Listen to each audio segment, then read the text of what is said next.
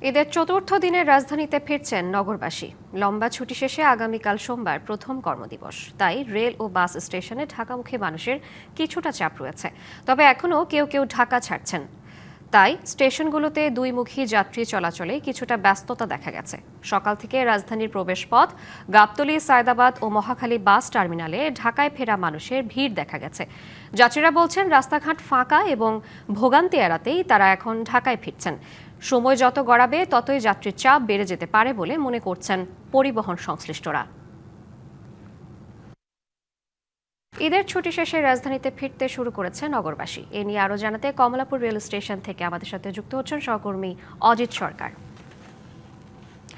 অজিত, ঢাকায় ফেরা মানুষের চাপ কেমন দেখছেন, যাত্রীরা কি বলছেন জানাবেন।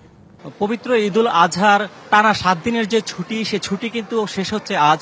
আগামীকাল থেকে সরকারি বেসরকারি যে অফিস আদালত সেগুলো কিন্তু খুলে দেবে। তো আজকে আমরা সকালের পর থেকে আসলে যে আমরা বাস টার্মিনালগুলো তো আমরা দেখেছি যে আসলে লোকজন বিভিন্ন প্রান্ত থেকে কিন্তু লোকজন আসছেন। তাদের সাথে কথা হয়েছে, তারা যেমনটি বলছিলেন যে মহাসড়কে কিন্তু ওইভাবে কোনো যানজট নেই, কোনো ভোগান্তি নেই। বাড়তি ভাড়ার যে বিষয়টা, সে বিষয়টা একটু তারা বলেছেন কোনো কোনো জায়গায় একটু বাড়তি ভাড়া নিয়েছে। তো আমরা এই মুহূর্তে যে আছি রাজধানীর কমলাপুর রেলওয়ে স্টেশনে, এখানে কিছুক্ষণ আগে কিন্তু লালমনিরহাট বুড়িমারি থেকে একটা ট্রেন এসেছে। আমরা দেখেছি যাত্রীরা এখানে ভিতর দিয়ে প্রবেশ করেছে। তো তাদের সাথে কথা হয়েছে, তারা যেমনটি বলছিলেন যে এখানে তারা কিন্তু শান্তিপূর্ণভাবেই কিন্তু এবার তারা আসলে ঈদের ছুটি তারা কাটিয়েছেন। তাদের যে প্রিয়জন আপনজনদের সঙ্গে কিন্তু তারা ঈদের আনন্দ কিন্তু তারা ভাগাভাগি করেছেন।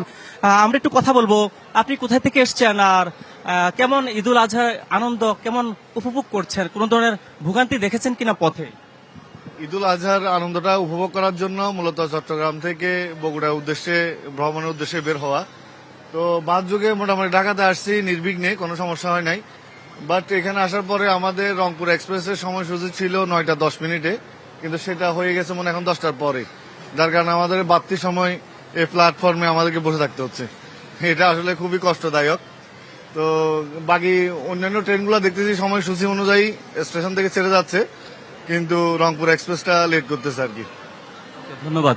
তো আজকে কিন্তু আমরা যেমনটি দেখতে পাচ্ছি, আজকে কিন্তু শ্রাবন্তী, আজকে কিন্তু ঈদ কিন্তু পবিত্র ঈদুল আজহা কিন্তু গতকাল কিন্তু তৃতীয় দিনে আমরা গিয়েছি, কিন্তু আজকে কিন্তু আজকে লোকজন কিন্তু ঢাকায় প্রবেশ করতে দেখেছি, বেশ অনেক লোকজন প্রবেশ করছে। আবার অনেককে দেখছি আবার যে লাইন দিয়ে কিন্তু ভিতরে প্রবেশ করছে। অনেকে আবার যারা ঈদের সময় ছুটিতে যেতে পারেনি তারা আজকেও কিন্তু তাদের অনেকে কিন্তু আসলে যাচ্ছে, কিন্তু আমরা দেখছি। তো এবার আসলে যে মহাসড়ক গুলোতে কিন্তু তেমন কোনো যানজট কিন্তু ওই যে টানা ছুটি শেষে যারা রাজধানীতে ফিরছে তারা কিন্তু ভোগান্তি কিন্তু তারা তেমনটা দেখছে না। তারা আসলে শান্তিপূর্ণভাবে গত কয়েকটা বছর যে ঈদ আনন্দ উপভোগ করেছে, সে তুলনায় কিন্তু এবার কিন্তু একটা আনন্দের সাথে কিন্তু তারা স্বস্তিদায়ক ভাবেই কিন্তু তারা তাদের প্রিয়জনদের সঙ্গে কিন্তু ঈদুল আজহার যে আনন্দ ভাগাভাগি করে সেটা কিন্তু তারা শান্তিপূর্ণভাবেই করতে পেরেছে। কোনো ধরনের ভোগান্তি যানজট সবকিছু ছাড়াই তারা কিন্তু করতে পেরেছে। শ্রাবন্তী। অজিত, আপনাকে ধন্যবাদ। দীর্ঘ ছুটি শেষে রাজধানী মুখে ঘরমুখো মানুষের আরো খবর জানাতে আমাদের সঙ্গে আরো দুজন সহকর্মী যুক্ত হয়েছেন। রাজবাড়ী ফেরিঘাট থেকে যুক্ত হয়েছেন সহকর্মী দেবাশিস বিশ্বাস এবং ঠাকুরগাঁও থেকে যুক্ত হয়েছেন নবীন হাসান। আমরা শুরুতে যেতে চাচ্ছি রাজবাড়ীতে, সেখানে রয়েছেন আমাদের সহকর্মী দেবাশিস বিশ্বাস। দেবাশিস, দৌলতদিয়া ফেরিঘাটে পদ্মা পারাপারে যানবাহনের চাপ কেমন দেখছেন, ভিড় কেমন জানাবেন।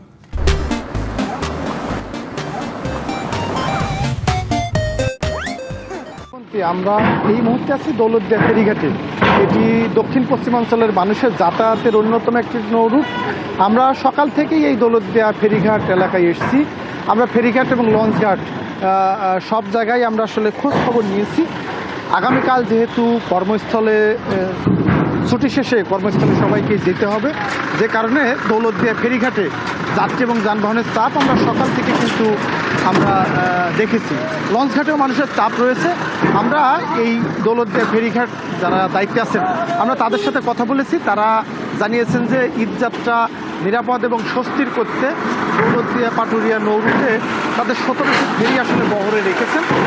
যেহেতু যাত্রী এবং যানবাহনের চাপ সেভাবে বাড়েনি, যে কারণে এই সময় 15টি ফেরি তারা চালু রেখেছেন।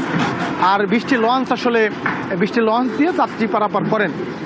সব মিলিয়ে এখানে যে নিরাপত্তা ব্যবস্থা সেটিও আমরা ভালো দেখেছি। আমরা বেশ কয়েকজন যাত্রীর সাথে কথা বলেছি, তারা বলেছেন যে এবারের ঈদযাত্রা অনেকটাই স্বস্তির।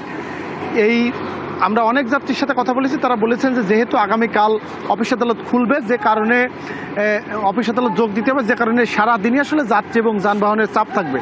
যেহেতু একেবারেই সকাল 9টার বেশি বাজে, সারাদিনই এই রুটে যাত্রী এবং যানবাহনের চাপ থাকবে এবং দুপুরের পরে যখন বিকেল হবে ঠিক সেই সময় আসলে যাত্রী এবং যানবাহনের উপচে পড়া ভিড় থাকবে, এমনটি আসলে ধারণা করে বিআইডব্লিউটিসি কর্তৃপক্ষ তারা কিন্তু তাদের যে ব্যবস্থাপনা সেটি তারা করেছেন।